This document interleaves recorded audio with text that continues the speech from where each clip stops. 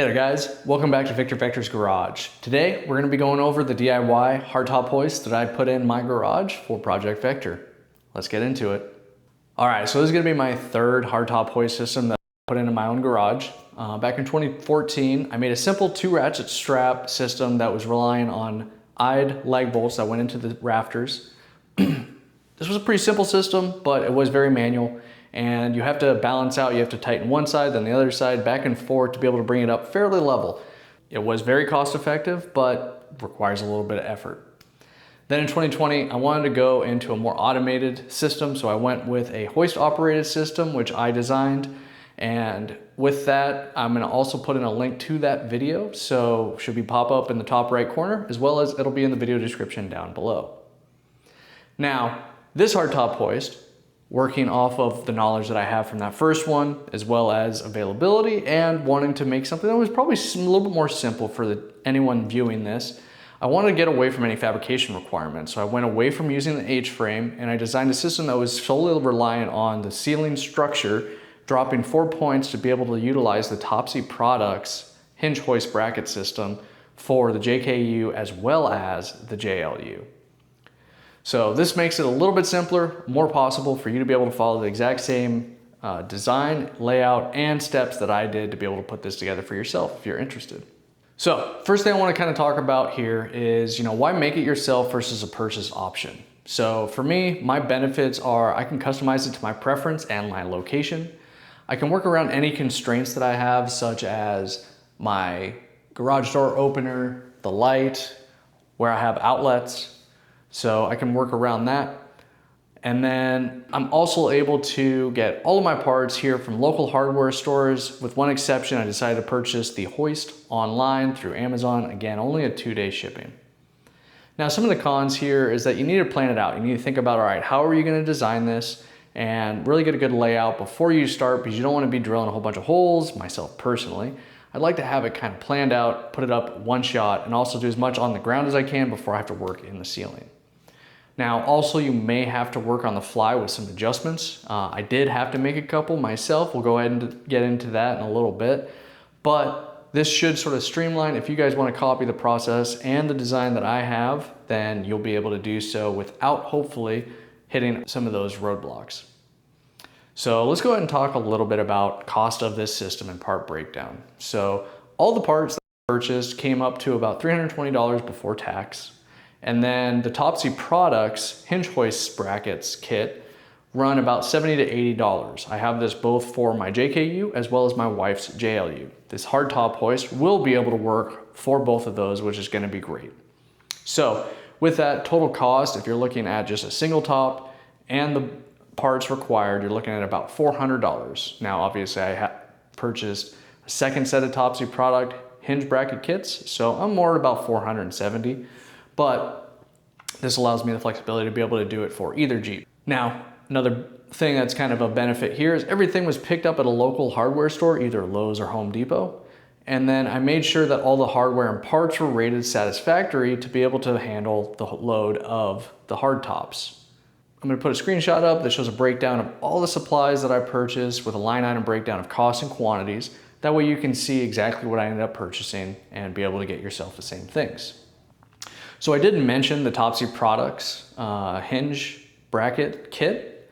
So I highly recommend these for the ease of hardtop lifting. You don't have to run straps that would be going, from the rear up to the front and then coming up and then doing the same on the other side and potentially damaging that rear weather stripping in your hatch. I did that before, didn't really see an issue with it for the probably couple of months that I ended up having it hoisted up, but at the same time, really not something I like too much. So you don't have to do that anymore, and it's a simpler connection point with what they provide you, leads to better long-term storage for those full summer months that you're going to be out there running without a top on. And also I've had these on Vector now for about 4 years, and every summer I store this for probably about 3 to 5 months. I'll leave my soft top on for a considerable amount, and these guys have not seen any sign of wear, damage, or potential to fail. All right, so next let's go ahead and talk about the details of the hardtop hoist system that I designed and came up with. So basically what I ended up picking up was 16-foot 2x6 that I cut into two 72-inch sections, so 6 feet, and then one 20-inch section. So the two 72-inch sections are for the pulley systems on the fore and aft sides, and then the 20-inch system is for the hoist mounted to the wall. Reason for these dimensions is so that I can hit 3 rafters on the ceiling, because I have 24-inch spacing on centers for my rafters, and then on my wall in the back I'm spaced at 16 inches. So those extra couple of inches gives a little bit of meat of the boards beyond where those studs are, and ensures that I have good contact and that I'm not on the extreme edges of my 2x6s. I was also able to center this over the garage door opening, and you want to make sure that you do, because if not, when you go and you back in, if you don't turn the correct way or get offset from the garage door, then you're going to be dealing with the top coming up and then jarring right or left. This is something I ran into in my previous install, that I always had issues with getting lined up perfectly straight. So I'm doing some things to try to make sure that I will be lined up perfectly straight a little bit better this time when I back into my new garage. So let's go ahead and talk about the pulley design really quick. So I have the 4 pulleys on the corners that are coming down to connect with the Topsy Products hinge brackets.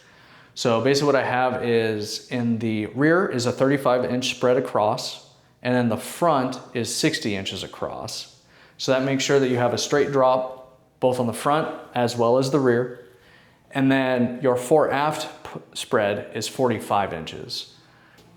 So then you'll notice that I do have my pulleys coming to a pulley bank where it goes into a straight pull back towards the hoist. This is important because if you don't have all of your lines coming in the same direction or angle to that hoist point, then you could lift your load uneven, and you can see that your hard top will either be lifting faster in the front, the rear, or maybe one side or the other. You want to make sure you have a good level lift as well as drop, because if you don't, then putting the hard top on and off is really going to suck. So what I did was I decided that I wanted to have about 5 feet of vertical travel. So this allows me to run from the hoist all the way to the front rather than being, say, in the center somewhere. I would then reduce the amount of distance that I could hoist and lift or lower the hardtop. Main thing that you can see here is that I wanted the ability to be able to bring this down and set it onto sawhorses. So if I need to do some work on my top, I can do it at a better height. And in fact, I have further that I can go down, probably about 1 more foot. And I'm right now at about 36 inches of the bottom of the top off the ground. So my ceiling is about 9 feet tall, which is the reason why I wanted to have that 5-foot length of pull, so that I only will need to lift probably about 2 feet off to be able to raise it from the height of the Jeep to the point that it's fully rested into the ceiling. And then I also have the ability to bring it down 3 feet lower approximately, again, bringing me down to 36 inches or lower for the bottom of the top. Now you'll also notice that the hoist is doubled back on itself. Reason for this is it increases the load capacity, so there's a 220-pound rated hoist, but doubling it back with the pulley allows for it to go up to 440 pounds. Now, I didn't necessarily do this just to increase the load capacity, but I did do it because it's going to reduce the line speed just a little bit. So rather than moving quite as quick, it's going to slow it down just a little bit, and it's going to make it run a little bit smoother for me, because I don't really need this to move really fast, and I'll show you later how the speed does work out. So again, I mentioned that this does work for both the JLU as well as the JKU, and those tops range from anywhere from about 140 to 180 pounds based on what I looked up online. So the system is pretty well overbuilt. So the 1/8-inch diameter steel cable with a vinyl wrapping on it's rated at 340 pounds. I have 4 of these, so I'm actually well over 1,200 pounds of total load that I could be using to lift spread across those. And then for my pulleys, those are rated at 480 pounds a piece. So again, each one of the components is well exceeding the minimum lift requirements just to support the entire top itself.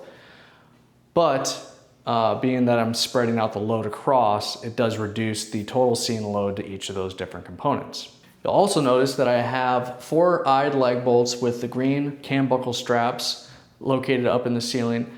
Reason for these is that I don't want to rely on the hoist. If the hoist were to ever have a mechanical failure and the line was to spool out or the line were to break, it can just drop the hard top, and I don't want to have that happen.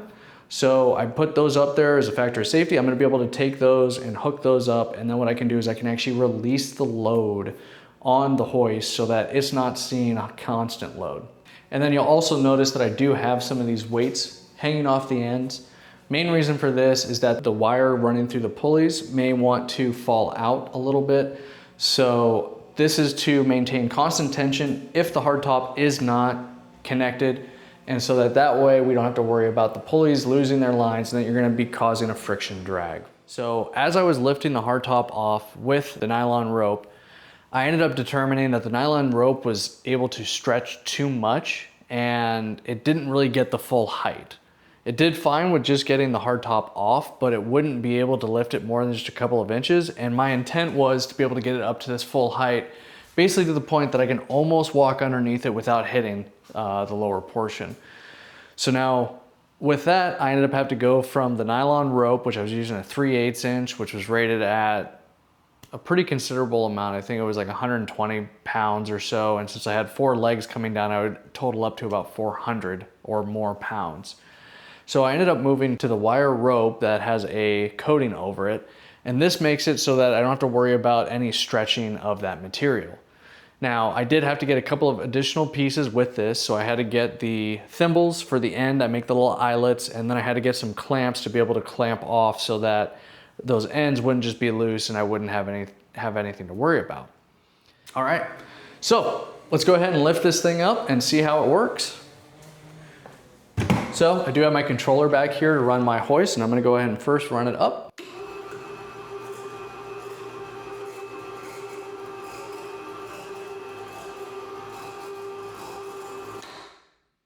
And that is about as far up as it can go before my wire rope gets in the way. Then I can bring it right back down.